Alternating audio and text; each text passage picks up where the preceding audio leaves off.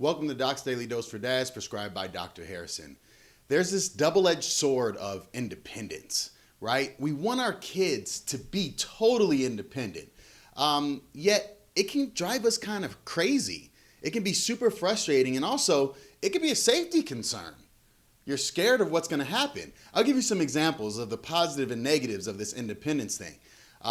My middle son, Elam, he went, got himself a knife, and started to cut a kiwi. Like, I love the fact that you're feeding yourself and that you know what you want and you've gone to get yourself some food so you don't have to constantly be asking me to do things for you. But you're 5, bro. Like, I don't really want you using a knife, right? It's just not safe. I don't want that thing to slip and cut your hand wide open or cut a finger off or who knows what else. My youngest son, Adris, we have a record player and he loves music. And he will get the records, put them on, play them, but he's scratching them up or putting fingerprints all over them, or he'll play it for one song, lift up the needle, move it all fast, put it back, and then grab another one. It's not put back right. And it's like, I love the fact that you love music. I love that you can, work this piece of machinery so well that you know how to listen to what you want to, and you're picking pretty good music. But you're messing up my records. I got fingerprints and Danimal yogurt all over my record. The needle's getting scratched up. Like, come on, man. And then my oldest, like, we make sure, hey, time to get up, get yourself in the shower, brush your teeth, wash your body, your hair, your face. And, he's 9. So he gets in there and he messes around for a while, maybe throws some soap on, brushes his teeth real quick. And it's like, nah, man, you need to do a thorough cleaning.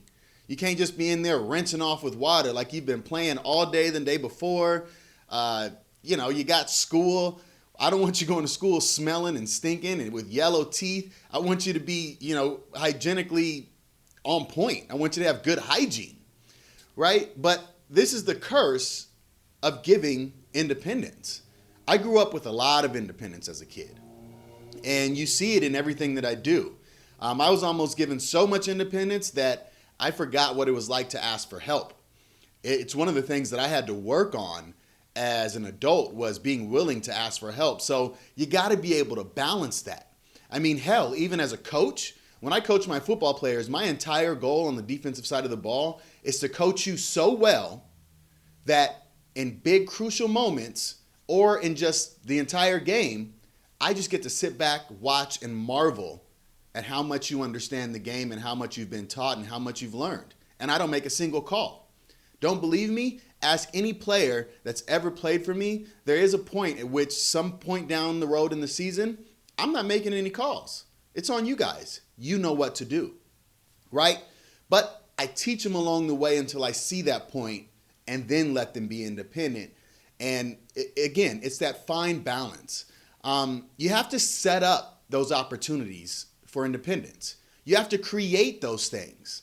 Let them know, here's your responsibilities, here's the things I want you to handle, here's the things I want you to do, and I think you're old enough to take care of that for yourself. And don't hold their hand through it. Now, if you're teaching them whatever the activity or behavior or process is, well, then teach them. But once they've learned the skill and they've mastered it, back up. Give them the opportunity to make mistakes, trial and error, and then give them feedback. Correct them.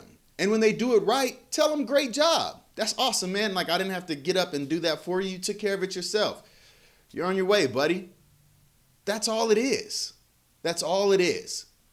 Now, but again, the double-edged sword pops up, because the more opportunities you give them to be independent, well, the more spontaneous attempts they're going to have to be independent on their own. But that's okay. It's okay for them to try things out on their own. Don't get mad. What you can do is simply tell them, hey, here's why I don't want you cutting the kiwi with the knife. I'm worried you might slice your hand open. Or, hey, here's why I don't want you messing with the records, because you're putting marks all over them and it's messing the record up and you won't be able to listen to music. Here's why I want to make sure that you're really brushing your teeth and showering up, because I don't want you going to school smelling. I don't want you to get any kind of infections. I don't want you to get cavities or get your teeth pulled. The other thing you can do, teach them. If it's something you haven't given them the opportunity for yet and you feel it's age appropriate, show them how to use a knife. Let them use a butter knife. Show them how to put the record on and hold it carefully and never pick up the needle and just use the start-stop button. That's the new way the records work. You don't even got to pick the needle up, right? Make sure to tell them, I need you brushing your teeth for at least 5 minutes, right? You got to do front, back, top, bottom, all of that stuff. I need to make sure that you're washing your hair and your face, your body, everything. You know, teach them that way, or let them know the harms in not doing it, or a combination of both. But again, the more opportunities you provide, the more they're going to take advantage of new opportunities as well. And honestly, that's what we want. So you can't stop everything, but you shouldn't want to anyways. You should want your kids to take on some independence and be confident enough in their skills to say, I got this, I can do this, especially if you've taught them. Plus, you've shared with them the consequences of what happens if they don't use it properly. And I don't mean the consequences of getting in trouble. I mean the consequence of slicing your finger off. So the more you do and the more that you teach them to learn, guess what? It increases their survival. Remember back in the day, all the stuff you used to get to do? I mean, I remember getting up 7 o'clock in the morning, jumping on my bike, being gone all day with my friend, riding around the city with no cell phone, no quarter for a payphone, no money for food. And I just came back to eat and then came back, before it was nighttime. Now, I know we live in a different world. But with that type of exploration and whatever type of exploration you can allow your kids today with the times, I learned, just like my peers and just like you, what hurt me, what was fun, what could kill you, what was totally safe, what was appropriate, what was inappropriate. Give them the chance to learn that. So even though it's frustrating, wouldn't you rather be frustrated for a little bit, teach, create opportunities so that you raise a child who becomes an independent adult?